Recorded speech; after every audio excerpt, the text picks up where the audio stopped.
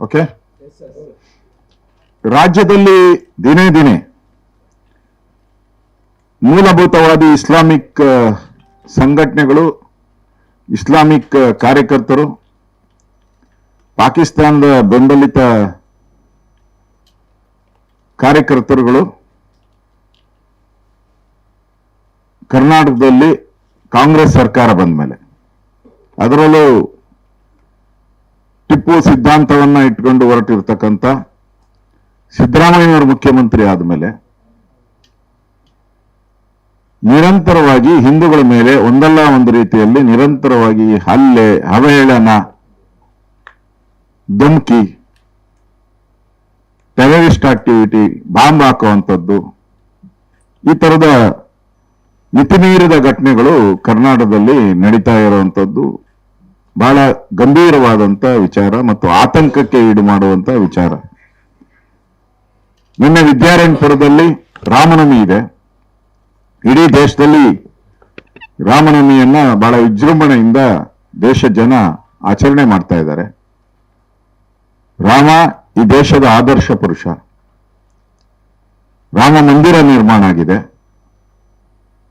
ಇಂತಹ ಸಂದರ್ಭದಲ್ಲಿ ಕಾರ್ಯಕರ್ತರು ಎಲ್ಲರೂ ಕೂಡ, ನನ್ನ ಮನೆಯಲ್ಲೂ ಕೂಡ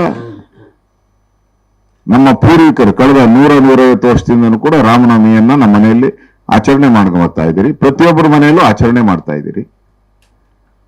ಜೈ ಶ್ರೀರಾಮ್ ಅಂತ ಹೇಳಿದ್ಕೆ ನೀವು ಜೈ ಶ್ರೀರಾಮ್ ಅಂತ ಹೇಳ್ಬಾರ್ದು, ಅಲ್ಲಾಹು ಅಕ್ಬರ್ ಅಂತ ಹೇಳ್ಬೇಕು ಅಂತ ಹೇಳಿ ಧಮಕಿ ಹಾಕಿ ಕಾರನ್ನ ನಿಲ್ಲಿಸಿ ಒಡೆದು ಹಲ್ಲೆ ಮಾಡಿ ಬೆದರಿಕೆ ಹಾಕಿ, ಕೊಲೆ ಬೆದರಿಕೆ ಹಾಕಿ ಮಾಡಿರುವಂತದ್ದನ್ನ ನೋಡಿದ್ಮೇಲೆ ನಾವು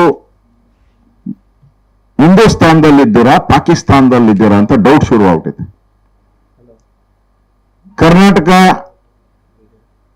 ಇಸ್ಲಾಮಿಕ್ ಮೂಲಭೂತವಾದಿಗಳ ಕೈಗೆ ಸಿದ್ದರಾಮಯ್ಯನವರು ದಾರೆ ಎಳೆದು ಕೊಟ್ಬಿಟ್ಟಿದಾರ ಅಂತ ಭಯ ಆಗ್ತಾ ಇದೆ. ಒಂದ್ ಕಡೆ ಲಕ್ಷ್ಮಣ್ ಸವದಿಯವರು ಸಾರ್ವಜನಿಕ ಸಭೆಯಲ್ಲಿ ಕೈ ಮುಗಿದು ವಿನಮ್ರವಾಗಿ ಖರ್ಗೆ ಅವ್ರನ್ನ ಕೇಳ್ತಾರೆ, ನಾನು ಭಾರತ್ ಮಾತಾ ಕಿ ಜೈ ಅನ್ನಬಹುದಾ ಖರ್ಗೆ ಸಾಹೇಬರೇ, ಅಧ್ಯಕ್ಷರೇ ಅಂತ ಕೇಳ್ತಾರೆ. ಅವ್ರ ಅನುಮತಿ ಕೊಡ್ತಾರೆ. ಆಯ್ತು ಪರವಾಗಿಲ್ಲ ಹೇಳಿ ಅಂತ ಕೊಡ್ತಾರೆ.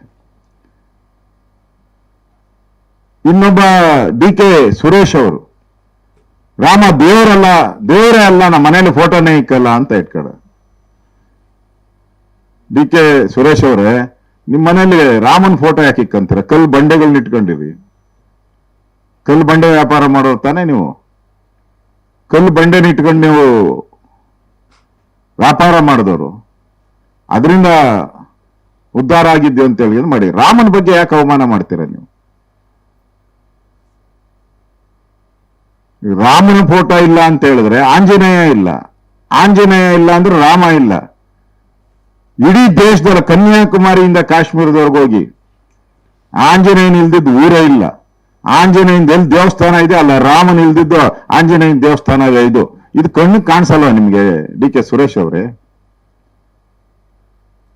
ಈ ತರ ನೀವು ಹಿಂದೂಗಳನ್ನ ಅವಹೇಳನ ಮಾಡಿ ಮಾಡಿ ಬೈದು ಇವತ್ತು ರಾಜ್ಯದಲ್ಲಿ ಈ ಮುಸ್ಲಿಂ ಭಯೋತ್ಪಾದನಾ ಚಟುವಟಿಕೆಗಳು ಜಾಸ್ತಿ ಆಗಿದೆ.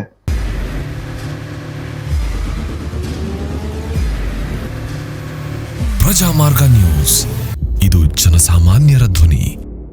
ನಮಸ್ಕಾರ. ನೀವು ನೋಡ್ತಾ ಇದ್ದೀರಾ ಪ್ರಜಾಮಾರ್ಗ ನ್ಯೂಸ್. ರಾಷ್ಟ್ರದ ರಾಜ್ಯದ ರಾಜಕೀಯದ ಬಗ್ಗೆ ಹೆಚ್ಚಿನ ಸಿನಿಮಾ ಅಪ್ಡೇಟ್ಗಳಿಗಾಗಿ ಫಸ್ಟ್ ಲೈಕ್ ಮಾಡಿ, ಸಬ್ಸ್ಕ್ರೈಬ್ ಆಗಿ, ಹಾಗೆ ಫಾಲೋ ಕೂಡ ಮಾಡಬೇಕು.